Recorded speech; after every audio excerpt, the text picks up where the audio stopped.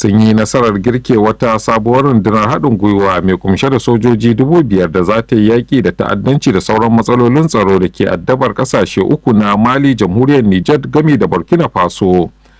Sai dai tuni masana harkokin tsaro suka soma ɗora ayar tambaya ga hanyoyin samar da kuɗin tafiyar da rundunar da ma kuma ƙasar da tafi dacewa ga girke harkwatar rundunar.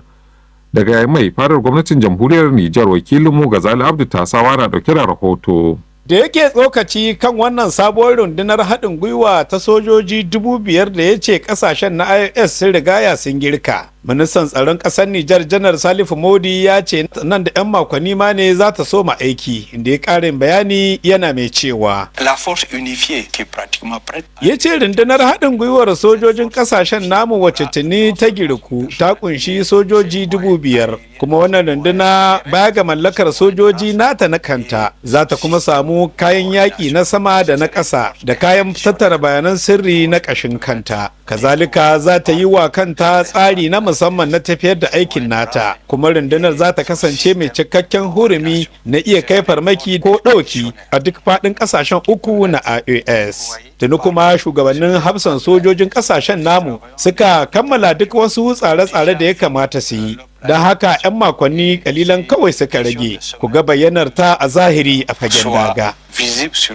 To sai dai masu sharhi kan harkokin tsaro a Nijar na cewa akwai buƙatar ƙasashen na IS da su dage wajen samar da kuɗaɗen ɗaukar nauyin rundunar domin kaucewa irin ragon kayan da aka gani a baya rundunar CJ Sahel ta yi. Malam Alkasim Abdurrahman mai sharhi kan harkokin tsaro a Nijar na daga cikin masu irin wannan tunani. Runduna soji 5,000 ba yawan ba ko karancin su ke da muhimmanci, abin da ke da muhimmanci kayan aiki, kuma magana saman da kuɗaɗe wanda za su tahiyar da rundunar ko da aiki kenan wani abu ne wanda sai ya shiga cikin budget na kasashen na shekara na tsaro, kuma ya kasance a samu asusu na musamman wanda kowace ƙasa cilas ta taimaka da tahiyar da ƙungiyar, tunda wani aiki ne wanda zai gudana tsawon watanni ko shekaru, kuma ake fatan ma ya ɗore gwamman shekaru saboda tabbatar da in ma an kauda bulbushin barazanar da ke da kwai ya kasance kuma a ci gaba da sa ido. To amma ta la'akari da yadda 'yan ta'adda a yankin na Sahel suka saba kwatar sansanonin soja da kwashe makamai da ke karfafa su,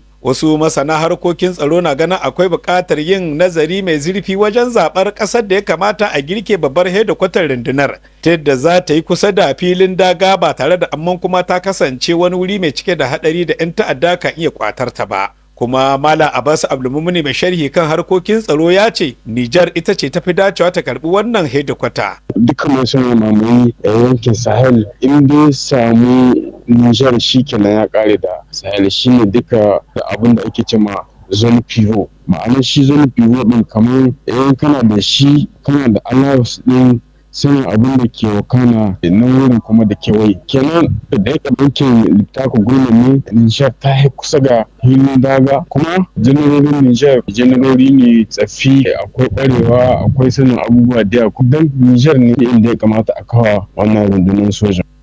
Sai dai ministan tsaron ƙasar Nijar Janar Salifou ya jaddada buƙatar samun haɗin kan al'ummomin ƙasashen ƙungiyar ta IOS ga wannan rundunar haɗin gwiwa tasu idan har suna son su ga ta yi nasara a cikin aikin da aka ɗora mata.